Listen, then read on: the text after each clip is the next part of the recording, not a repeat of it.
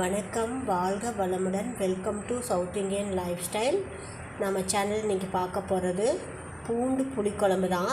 இது பார்த்திங்கன்னா இட்லி, தோசை, சாப்பாடு எல்லாத்துக்கும் சூப்பராக இருக்கும். வாங்க எப்படி செய்யலான்னு பார்க்கலாம்.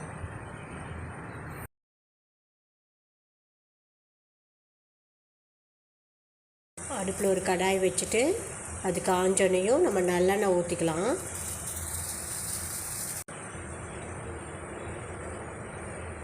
நல்லெண்ணெய் ஒரு 2 ஸ்பூன் அளவுக்கு ஊற்றிக்கலாம். அது காஞ்சோனையும் கடுகு போட்டுக்கலாம்.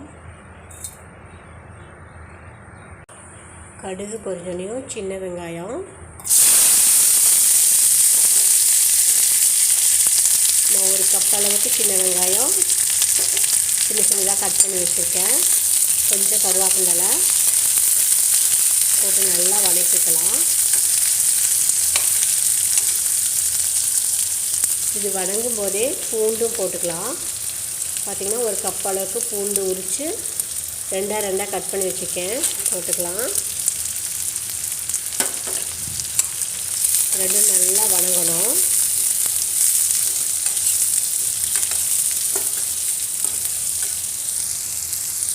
ஒரு 2 நிமிஷம் அப்படியே வதங்க விடுங்க. இது வதங்கும் போதே கொஞ்சம் பெருங்காயத்தூள் போட்டுக்கலாம். அடுத்து குழம்புக்கு தேவையான உப்பு போட்டுடலாம்.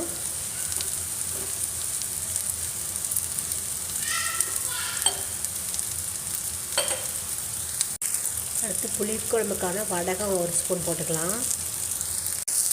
இந்த வடகம் ஆப்ஷன் தான்.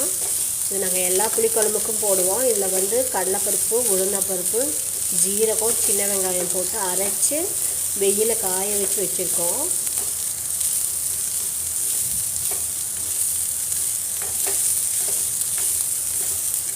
நல்லா வதக்கிக்கிட்டே இருங்க.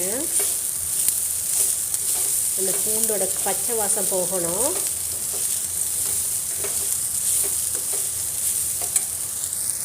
பூண்டு நல்லா வதங்கிடுச்சு. இப்போ புளி தண்ணி ஊற்றிக்கலாம். இது பார்த்திங்கன்னா நான் ஒரு எலுமிச்சங்காய் சைஸ் அளவுக்கு புளி எடுத்து நல்லா கரைச்சி வச்சுருக்கேன். ஊற்றிக்கலாம். இப்போ நம்ம மசாலா ஐட்டம் எல்லாம் போட்டுக்கலாம். மல்லித்தூள் 2 ஸ்பூனு, பெரிய ஸ்பூனாக இருந்தால் 1 ஸ்பூன் போட்டுக்கணும். நான் சின்ன ஸ்பூன் யூஸ் பண்ணியிருக்கேன்.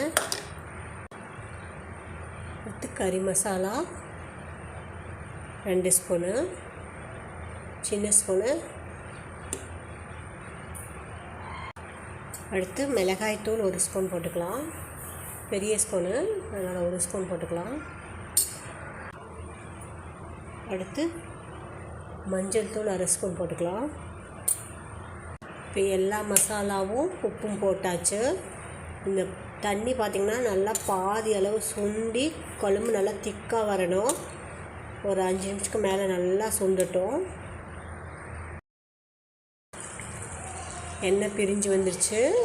குழம்பு பார்த்திங்கன்னா நல்லா திக்காகிருச்சு. இப்போ அடுப்பு ஆஃப் பண்ணிடலாம். இதுக்கு கொத்தமல்லி தலையெல்லாம் போடக்கூடாது. ஏன் அப்படின்னு பார்த்திங்கன்னா இந்த குழம்பை 2-3 நாளைக்கு நம்ம வச்சு சாப்பிட்லாம். சாப்பாட்டுக்கு நல்லாயிருக்கும், தோசைக்கு, இட்லிக்கு நல்லாயிருக்கும். ஸோ நம்ம அடுப்பு ஆஃப் பண்ணிடலாம். இப்போ இதே மாதிரி நீங்கள் வீட்டில் ட்ரை பண்ணி பாருங்கள். ஈஸியாக இருக்கும், ரொம்ப டேஸ்டான ஒன்று. பிடிச்சிருந்தால் சப்ஸ்கிரைப் பண்ணுங்கள், ஷேர் பண்ணுங்கள். தேங்க்யூ.